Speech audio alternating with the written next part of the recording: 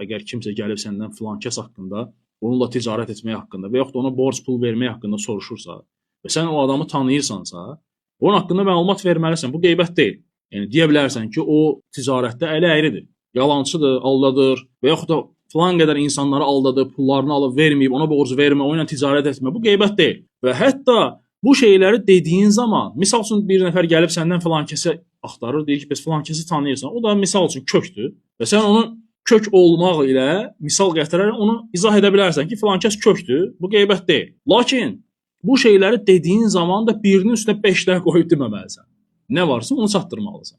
Yəni kökdürsə, istehza edərək onu ələ salaraq deməməlisən. Və yaxud da ticarətdə əgər bir nəfəri aldadıbsa, 10 nəfəri də boynuna yükləyib demək bunlar hansı icazəli deyil. Yəni o şeyləri etdiyin zaman da belə doğru düzgün şəkildə ədalətli olmaq lazımdır ki, hansı ki bizə Allah və onun Rəsulu əmr edir.